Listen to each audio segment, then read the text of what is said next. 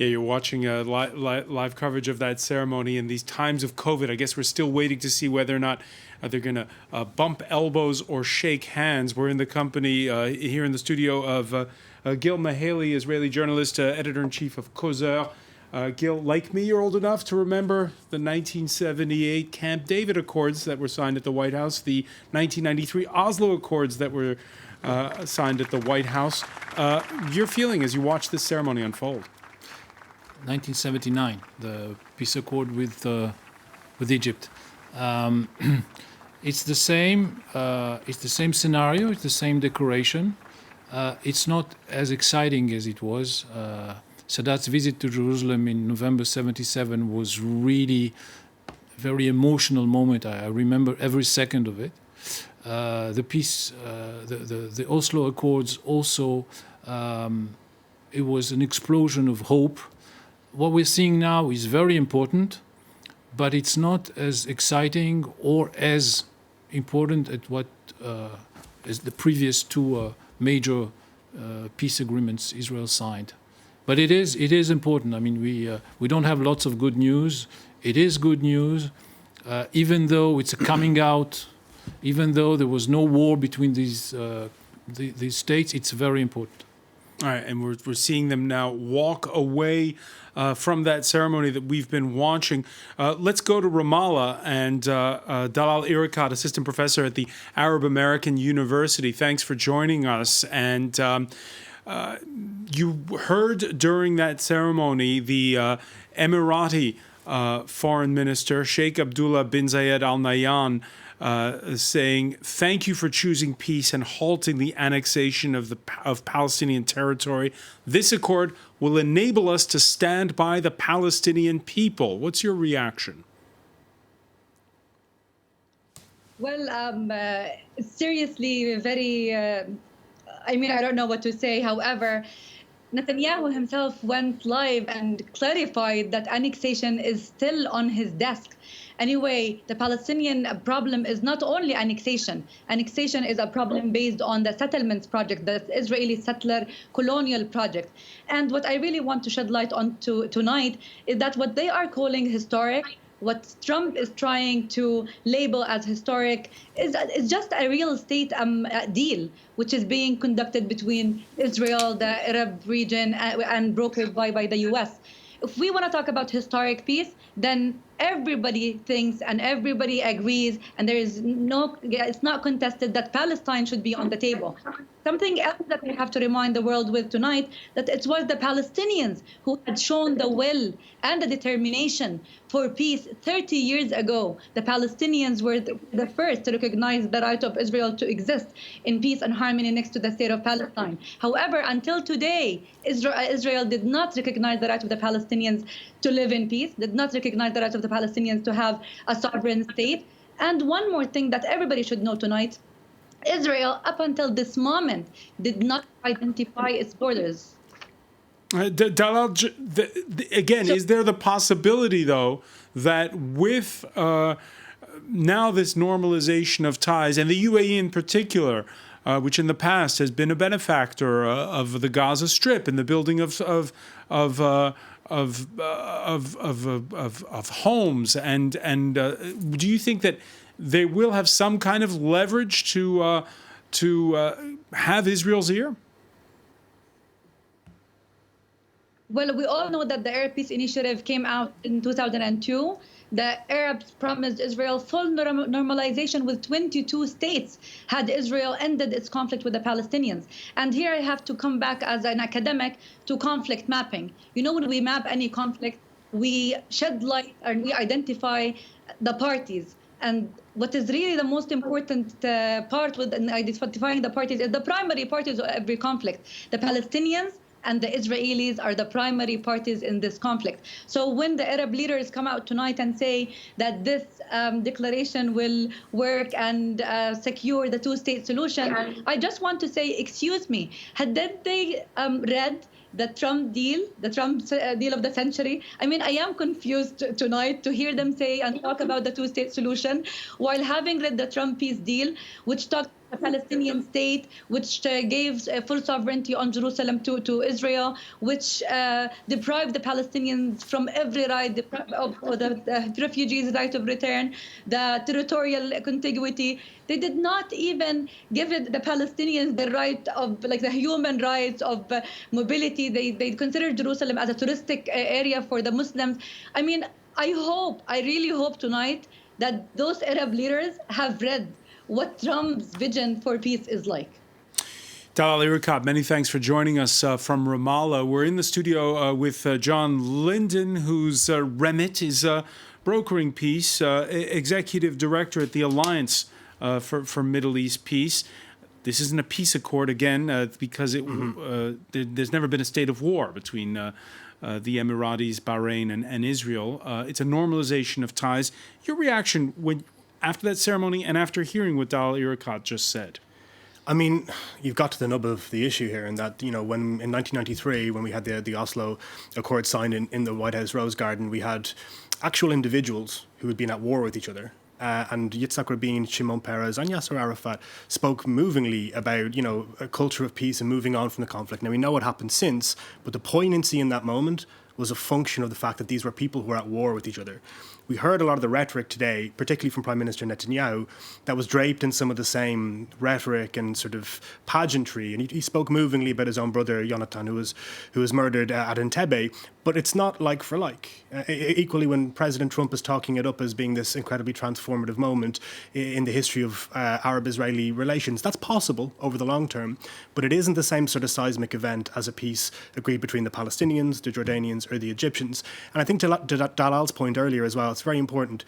The Trump administration deserve credit for being able to convene Gulf states to engage meaningfully with Israelis. That's something that previous administrations have tried and failed. Barack Obama and John Kerry attempted to do this in 2014 to get the Saudis to allow overflights over Saudi Arabia in return for a real two-state solution. The tragedy is that this was an opportunity to marry that capacity and that historical moment for the outside-in strategy to be tried, to marry that with a peace document like the Trump plan, which doesn't really address Palestinian fundamental demands. I worry it delegitimizes the tool itself of outside-in diplomacy. And in Israel-Palestine, we have very few effective tools. And I really hope that this one has a chance to be applied again, or maybe what we've seen today has a chance to grow into something more substantive. But you sound doubtful. You agree, Gil Mehaley? First of all, about 2014. On 2014, the Obama administration was pushing for the accord with Iran that even the French found not strong enough on Iran. So it wasn't the right moment to give them a present. As for the Palestinians, if you go back to what was said, it's very interesting that the key notions of the Arab stand on that are all missing. No one said anything about 242, 338, meaning the 67, the June 4th 67 borders. Yeah. No one said anything about Jerusalem. So anything else you said about Palestinian is just hot air. If you're not mentioning Jerusalem, you're not mentioning borders.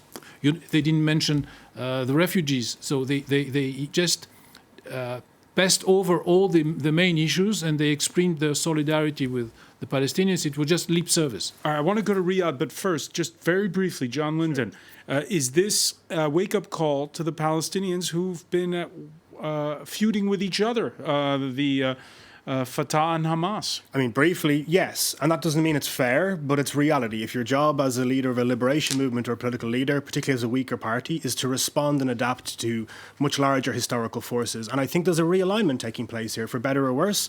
And smart statecraft, leading your people, is about adapting to that to maximize utility and your own interests. From Riyadh, we're joined by Salman Al-Ansari, founder and president of the Saudi American Public Relations Affairs Committee. Thank you for joining us here on France 24. Merci beaucoup, Francois. It's interesting, right? Because we just watched this whole ceremony at the White House. If you wind back the clock to 2018, there was, you'll recall, the Saudi Crown Prince, Mohammed bin Salman, who spent, a month in the United States. During that time, he even goes and you could say makes the first step by sitting down with these pro-Israel, publicly being photographed with these pro-Israel lobbies, AIPAC, Stand Up for Israel, the Jewish Federations of North Americans. Why is it that it's the United Arab Emirates signing today and not Saudi Arabia? Yeah, thank you so much. I think for Saudi Arabia, as we all know, that the United Arab Emirates and the Kingdom of Bahrain are considered to be, with all due respect, lightweight players in the region. Saudi Arabia being the custodian of the two holy mosques and the center for the Arab and Muslim world, I don't think it's enough to halt the annexation for a period of time that is for Saudi-Israeli relationship and rapprochement.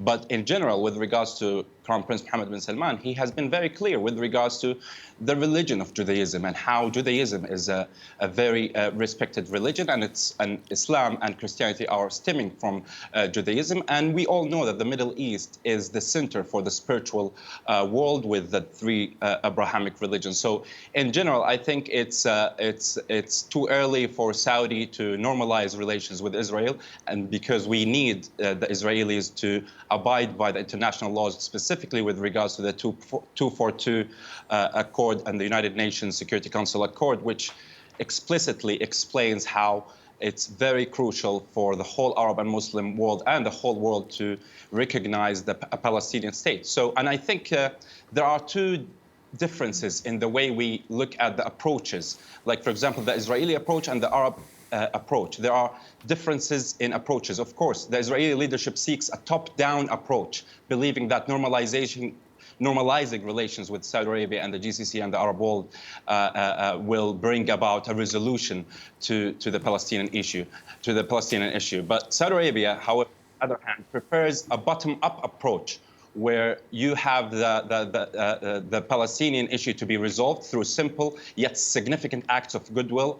And I think it's a prerequisite to a path to normalization. But overall, I can call what have been happening with regards to the U.S. brokered deals with Bahrain and the United Arab Emirates are considered to be really great steps in the right direction, because we all know that it's very crucial for peace to be achieved, and you need to have some kind of steps towards that peace. And I think that Trump's approach is mostly, if we consider number one is to have a Palestinian state, and number 10, complete normalization with the Muslim world, I think President Trump wants to start from 5 till 1 and from 5 till 10.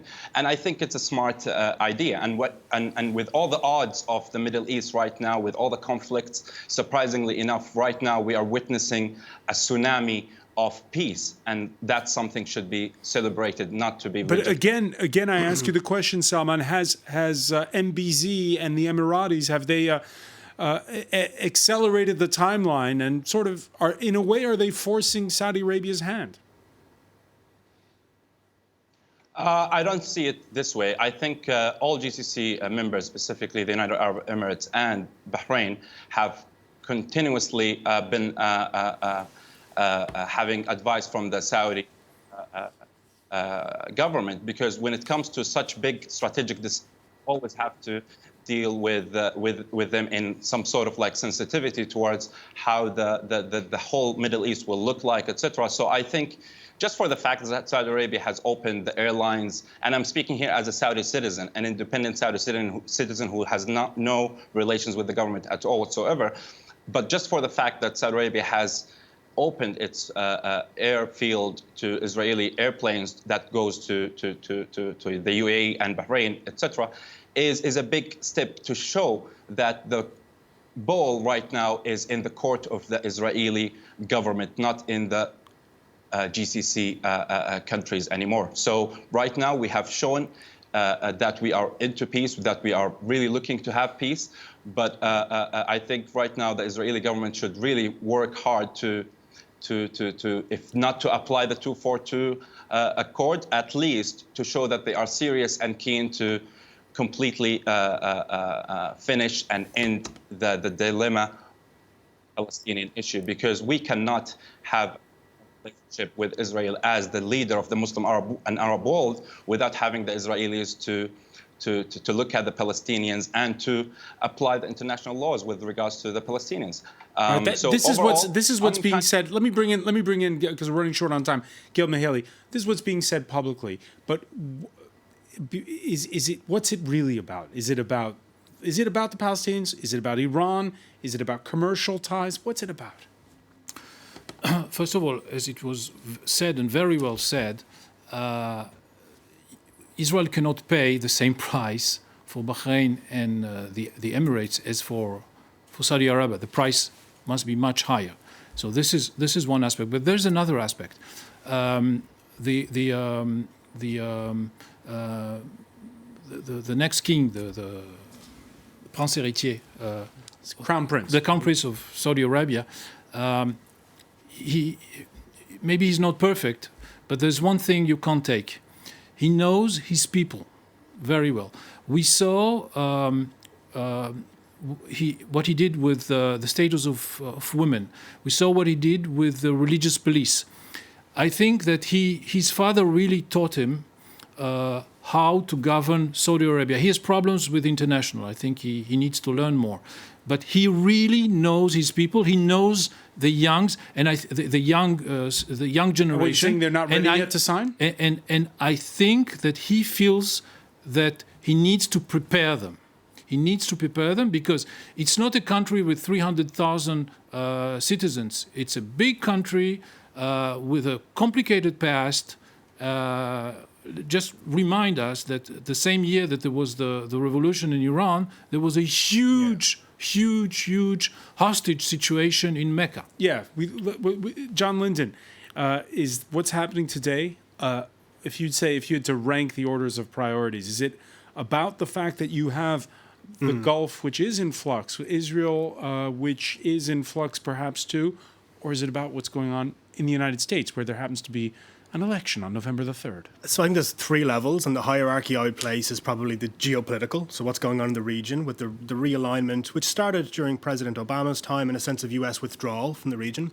President Trump might give Israel and Saudi Arabia a lot of what it wants, but nobody expects American troops to be deployed to the Middle East again at scale.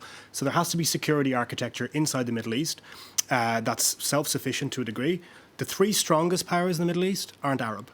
They're Turkey, Israel, and Iran.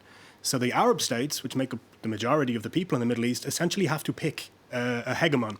And Turkey and Iran comes with a lot more baggage, I think, for most Arabs than is the case with Israel, despite the history. So I think that's very important. That's a long-term realignment. And I think it's a historical moment. The second piece, which you said, is the narrow political part. And I wouldn't simply limit it to President Trump. There's also Prime Minister Netanyahu, who's under indictment, who has been fighting elections every few months now for the last 18 months, and is also dealing with the second outbreak of COVID and the only second lockdown nationally anywhere in the world. So there's political utility for him, because this has been something he has said was going to happen for a long time, and he's been proven right. It has to be acknowledged. Then the third piece, just very briefly, is because we're out of time. It's a big alignment on the Palestinian issue. It has simply become less important to a lot of people in the Middle East, to leaders particularly, but also polling suggests less critical since the Arab Spring to many young Arabs. And that's something that also needs to be taken into account. There might be opportunity there. If it's less totemic and all-encompassing, perhaps we can look at it from a different angle and try different levers to resolve it. But not the case right now. John Linden, I want to thank you. I want to thank Gil Mihaly, Salman Al-Ansari for being with us from Riyadh, Dalal Irakat, who was with us earlier from Ramallah. I want to thank you for joining us here for this special edition of the France 24 debate.